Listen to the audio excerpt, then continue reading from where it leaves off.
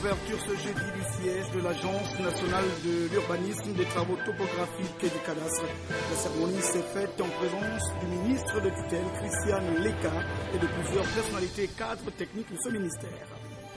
Et puis la visite du ministre de la Sécurité de l'Immigration dans plusieurs unités, établissements et services administratifs des forces de police nationale. Ces derniers temps, Jean-François Ndongou a été informé de plusieurs dysfonctionnements de services. Madame, Messieurs, bonsoir et bienvenue à ce rendez-vous d'actualité sur Gabon Télévision. Nous l'ouvrons avec les activités du chef de l'État qui, vous le savez, séjourne à Londres, au Royaume-Uni. Il a donc ouvert officiellement, et c'était d'ailleurs prévu, le premier forum des investisseurs britanniques au Gabon. Il y avait au total 380 investisseurs européens. Reportage presse présidentielle. C'est dans un décor frappé d'images gabonaises, images traduisant les potentialités économiques de notre pays, que l'État Ali Bongo Ondimba a été accueilli à son arrivée à l'hôtel. Dans la salle de conférence, environ 380 opérateurs économiques et autres personnalités britanniques et européennes prêts à recevoir les meilleures informations sur le sous-sol gabonais, l'agriculture et les services. Côté Gabon, outre les collaborateurs du président de la République, 7 membres du gouvernement accompagnent le chef de l'État pour les informations techniques. Les ministres des Affaires étrangères, des Mines, de l'Énergie, des Infrastructures, de l'Agriculture, de l'Économie et le secrétaire général du gouvernement. Pour faire pratique, le président Ali Bongo Ondimba propose d'entrer dans le vif du sujet. Un speech développé dans la langue de Shakespeare. Le chef de l'État est passé à l'essentiel. Mon pays dispose d'atouts économiques indéniables. Il y a de la place pour tout le monde. Aucun privilège n'est accordé. Le Gabon est ouvert à tous les businessmen. Mon pays est prêt à accueillir les investissements de tout horizon. Fermez les guillemets. Plusieurs réformes sont entreprises dans notre pays.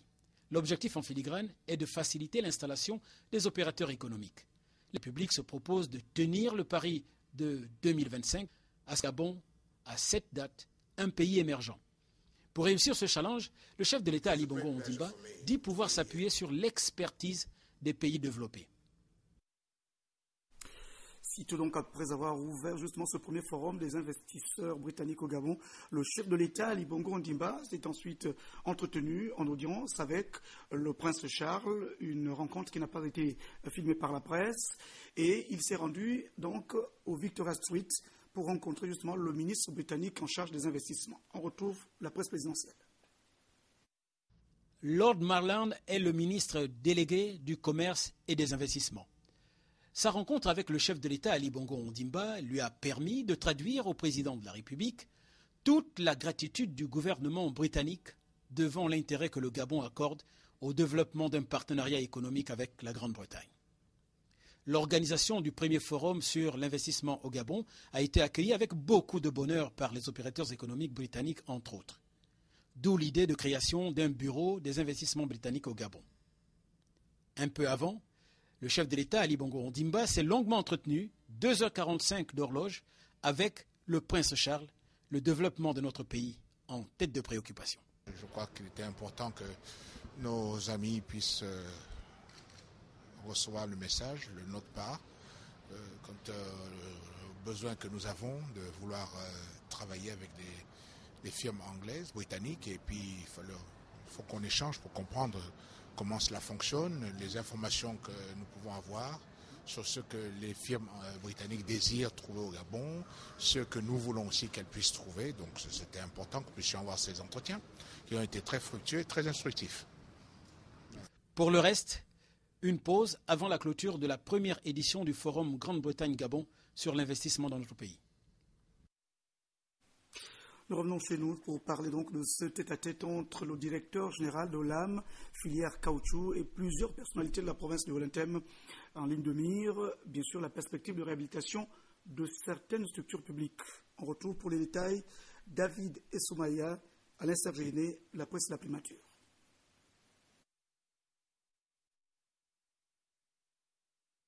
D'une grande ambition pour la croissance économique de notre pays et s'inscrit dans le plan stratégique Gabon émergent inspiré par le chef de l'État Ali Bongo Ondimba. Dans la dynamique de l'inauguration de la réhabilitation de l'école de Mvanifak, village situé à une vingtaine de kilomètres d'Oyem, dans le canton Nié, le directeur général de l'AM filière caoutchouc a rencontré les autorités administratives locales en présence du directeur de cabinet, du chef de cabinet du Premier ministre, chef du gouvernement, en vue de faire le point sur l'état d'avancement du projet. Ce projet est un projet qui a vu le jour il y a déjà quelques mois et qui maintenant entre dans une phase d'accélération des différentes actions. Et il y a 3 volets. Il y a le volet social, il y a le volet environnemental et il y a le volet technique. J'ai envie de commencer par le volet social qui nous porte à cœur, qui vous porte à cœur et qui, je pense, doit être la pierre sur laquelle on doit construire tout le projet. Parce que s'il n'y a pas l'adhésion des équipes, des populations de la zone, Minvoul, Bitam, Bikondom, enfin, vous les connaissez, toutes les personnes et les villages impliqués. S'il n'y a pas l'adhésion, je pense que ce projet ne pourra que aboutir à quelque chose d'insatisfaisant pour les autorités et pour les investisseurs. Nous avons des équipes sociales qui ont tourné et qui essayent de faire passer le message expliquant la raison pour laquelle le gouvernement du Gabon ainsi que la société Olam souhaitent donc développer cette zone. Je crois que depuis déjà 2-3 mois, on se rend compte que le message passe. Tentons de prouver aux gens, aux villageois, que nous sommes avec eux. Les programmes sociaux d'électrification, d'amener de l'eau, d'amener des routes, nous travaillons activement. Je dirais que nous accordons presque plus d'importance à résoudre ces aspects-là. Nous sommes toujours à l'écoute et nous sommes toujours prêts à continuer à être disponibles pour pouvoir résoudre ces aspects-là. Nous suivons de manière assez rapprochée toutes les règles, sachant que dans les aspects plantation de caoutchouc, les équivalents qu'on peut avoir dans le domaine du palmier n'existent pas encore. Donc nous sommes ensemble, vous et nous, occupés à écrire les nouvelles règles de développement environnemental liées au caoutchouc naturel. La culture de l'EVA dans la province de Wellington est un vaste projet du gouvernement dans le cadre de la diversification de l'économie gabonaise. Je lisais en titre, l'Agence nationale des travaux topographiques de l'urbanisme et du cadastre a officiellement ouvert ses portes. Le siège a été inauguré en présence de ministres délégués en charge de l'habitat, Christian Leka, qui représentait donc le ministre de tutelle Magloire Gambia. Pour les détails, Philika Biyongo, Marlis Menki.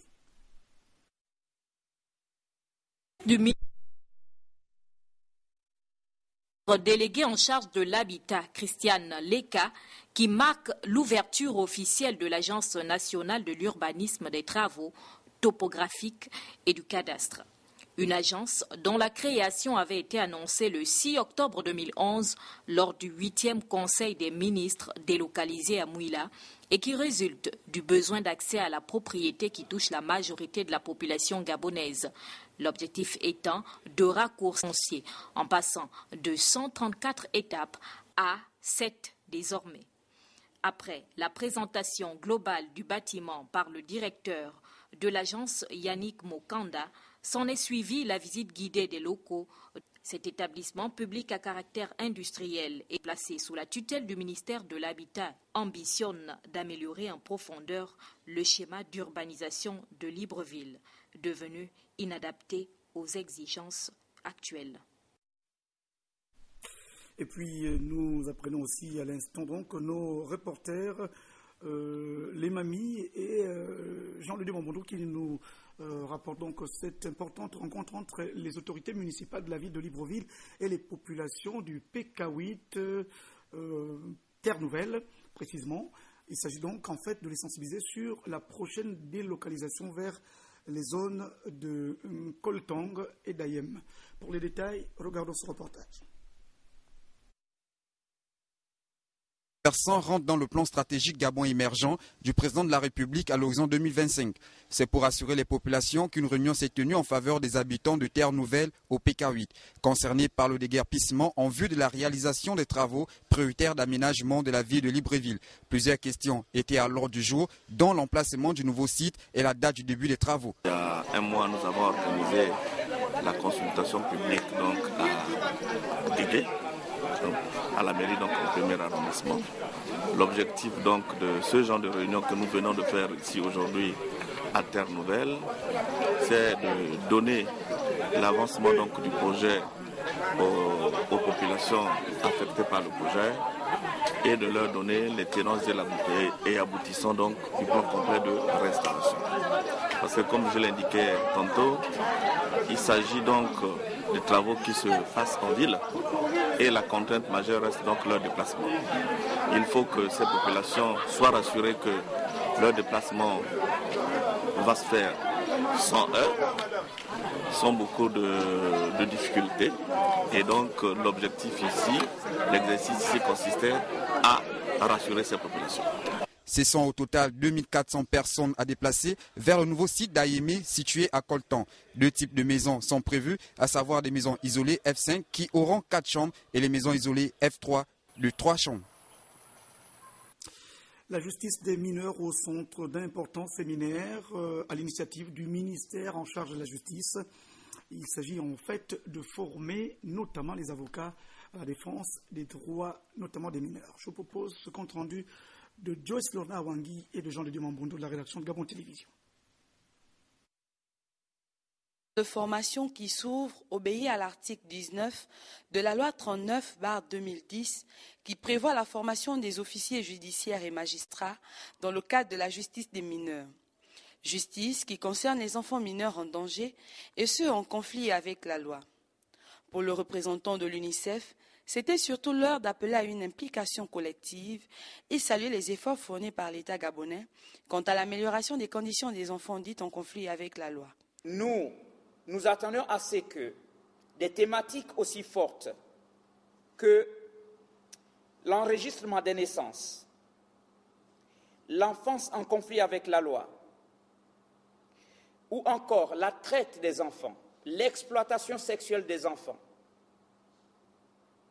et l'adoption internationale, pour ne citer que ces thèmes, puissent être des leitmotivs qui conduisent à une réflexion et à une redynamisation des compétences dans le traitement juridique, sinon judiciaire, des dossiers que le ministère de la Justice a à charge. C'était aussi l'occasion pour le représentant du ministre de la Justice d'inviter les participants à s'approprier les outils nécessaires leur permettant d'apprécier les décisions judiciaires en la matière et leur mise en œuvre. La justice pour mineurs poursuit un double objectif, à savoir rechercher la promotion du bien-être du mineur et faire en sorte que les réactions des autorités soient proportionnées à la nature du délinquant et du délit. Ce séminaire devrait mettre en lumière et illustrer ce principe et examiner son application dans la réalité du quotidien. Il faudrait non seulement tenir compte de la faute commise, mais surtout des besoins individuels de chacun des enfants concernés. 2 jours durant, les magistrats auront donc à s'accorder de manière à ce que les principes des droits de l'enfant en matière de justice soient toujours respectés. Toujours dans le monde de la justice, parlons cette fois de l'ouverture de la première session criminelle de l'année judiciaire 2012-2013.